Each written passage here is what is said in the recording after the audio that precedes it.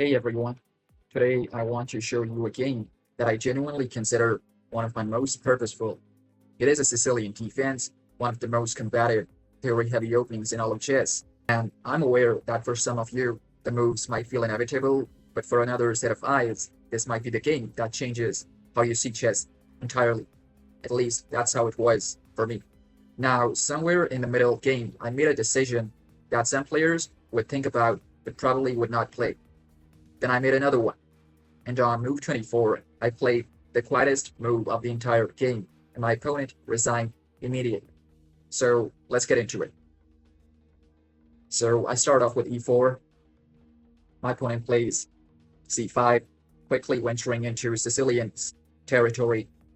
I develop naturally knight to f3 with another one of my pawn sacrifices, and I play this because it challenges this pawn, but also I get quicker with my knight development, which mostly works in my favor.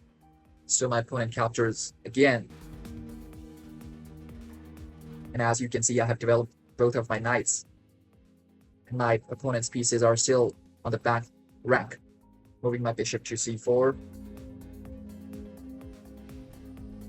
And I castle early. So I keep developing, and I pin this queen on this diagonal. My opponent moves his queen out of this harm's way and attacks my bishop.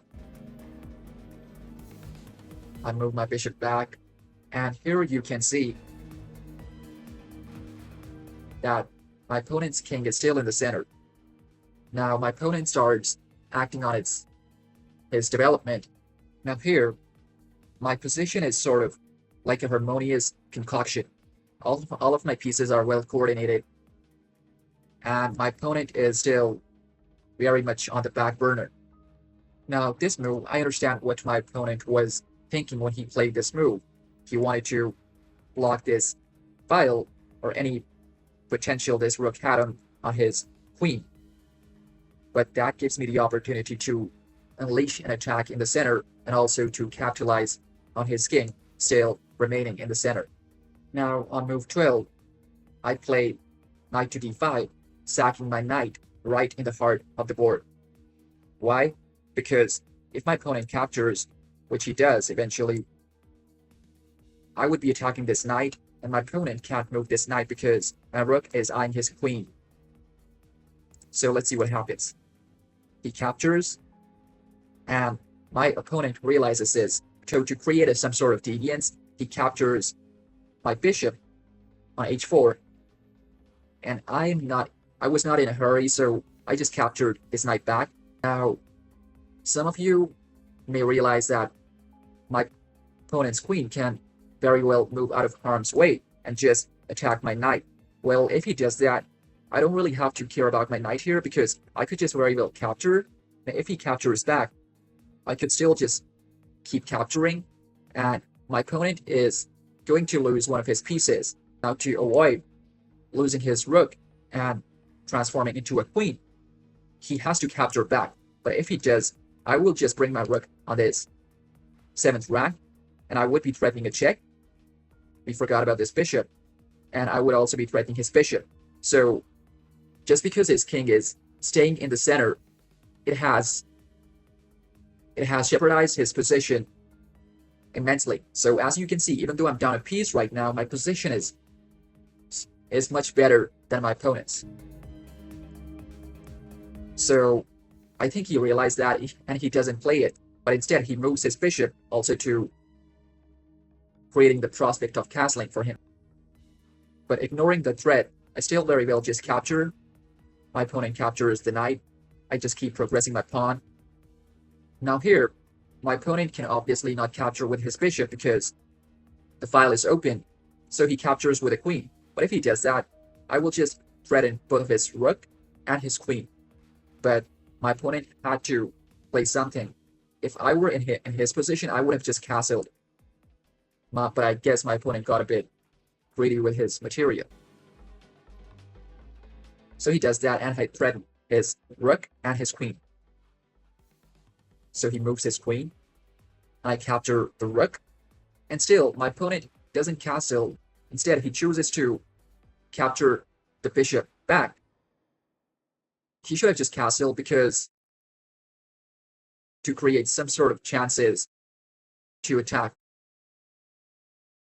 my position, because he has, to be more specific, a bishop here. Now I realize that I'm still down in exchange because my opponent have 2 bishops for my 1 rook. And to really act on the positional advantage I have developed so far, I capture the pawn on d6. Now what does it do? It prevents my opponent's king from castling. It also places my queen in the center on a really optimal square, which is controls so many squares, as you can see. It is just demolishing square for my queen. Now what follows is just ineluctable, all guns blazing from here. My opponent retreats his bishop to sort of intimidate my queen and also want me to move my queen backwards somewhere. But I very well just keep piling up on this positional advantage. And I bring my rook, pinning his bishop. Now to create a blockade for this e-file, he moves his light squared bishop. Now here, I realize something, that I have to stop my opponent from castling, which is why I sack my rook. And here he has to capture it back, because otherwise he would just be down in material and would be really close to resigning. So he captures my rook, and I again move my queen to a really optimal square, which is e6. Now here he is controlling this diagonal, here he is controlling this diagonal. My rook can very well just move on and give a check and just gallop down his queen and the rook. And his bishop is really stifled right now, as well as his king. So to prevent that, he moves his king to d8. His king is completely exposed with nowhere to run and nothing to hide behind. Here, the position had become completely combustible, even though I have 2 pieces, but those 2 pieces are loaded. And I give a check. My opponent retreats here. He can't go here because that would just be leading to mate in 4. He has to just move backwards. So he goes back. Here, I just quietly move my rook to d7. And here, or what my opponent can do, he can sack his queen. But it wouldn't be sacking. It would more be like giving up his queen. So I could just take his queen, and if he captures back with his king, I will just take this pawn and I would be really up in my prospects. And here my opponent just resigned. So this is just one of my blitz games, and nothing extraordinarily special in the grand scheme of chess, of course, but it is mine. And I hope you found it as satisfying and crazy to watch as I did while I was playing it. And stick around, there are more of my games where that came from.